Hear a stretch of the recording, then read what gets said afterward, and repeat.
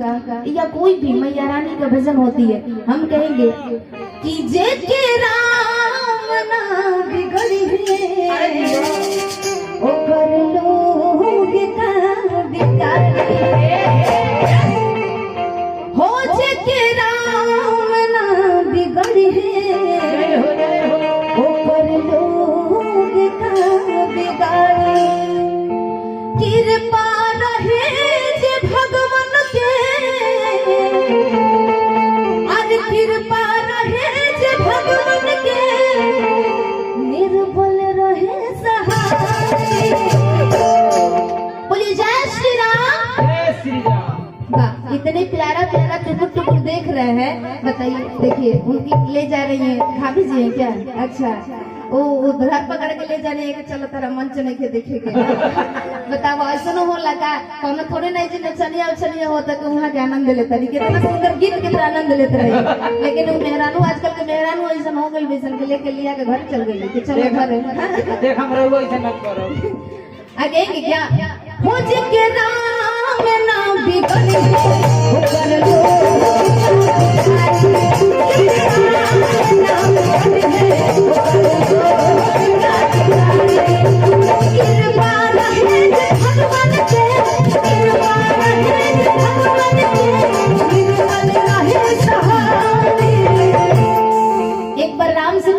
वाले मीठी मीठी तालियां बजाइएगा आप सभी से। हमारी भाभी लोग खाना खाने चली गई क्या भैया? खाना खाना है, जल्दी बुलाइए ना, अच्छा नहीं लगेगा। क्योंकि देखिए हमारी महिलाएं जो होती है ना बड़ी ताकतवर होती है, वही लोग से ज्यादा एनर्जी मुझे मिलता है। हाँ भाभी लोग अगर मेरी आवाज जा रही होगी तो जल्द से जल्द खाना खा के अतनी दान दक्षिणा लेके बैठिएगा। हाँ कहेंगे मुझे के राम ना बिगड़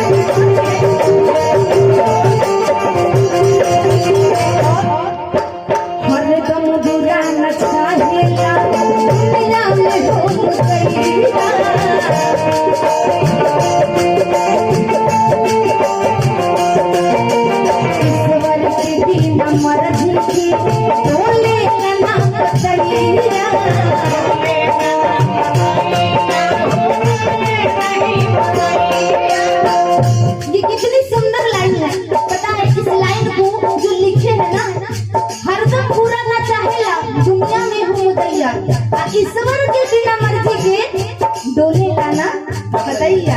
इसलिए कभी जिंदगी में किसी पे घमंड मत किया करिए, दूसरों से हीन मत किया करिए। प्यार बना के रखिए कि कम से कम मरते मरते आपको कोई चार लोग बोले कि हाँ अरे यार अच्छे तो कर्म करके गया।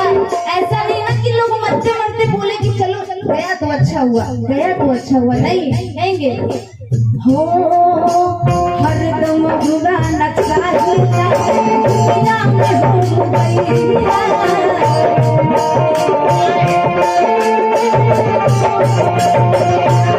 और ईश्वर के बिना मर्जी के डोले ना बतैया।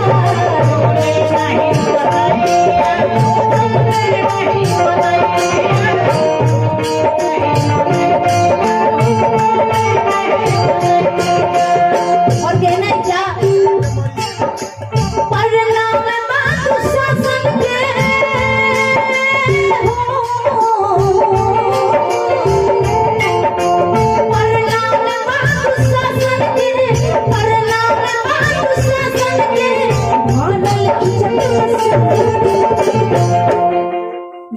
द्रौपदी का जब चीरहरण हो रहा था उस समय कोई नहीं था उनको बचाने वाला, लेकिन कहते हैं ना कि जिसका कोई नहीं होता है वो उसका ऊपर वाला होता है, क्या भैया। इसलिए उनको बचाने के लिए साक्षात श्री कृष्ण जी आए, तो इसलिए कहेंगे क्या कि परमाण बात शासन के अरे भरल खिंचत में साड़ी। और चाहेंगे हमारी भाभिया लोग एक बार हाथ उठा लीजिए ना ऐसे मेरे लिए प्यार से, और ताली बजा के कहेंगे क्या, मुझे राम ना बिगड़ी है पर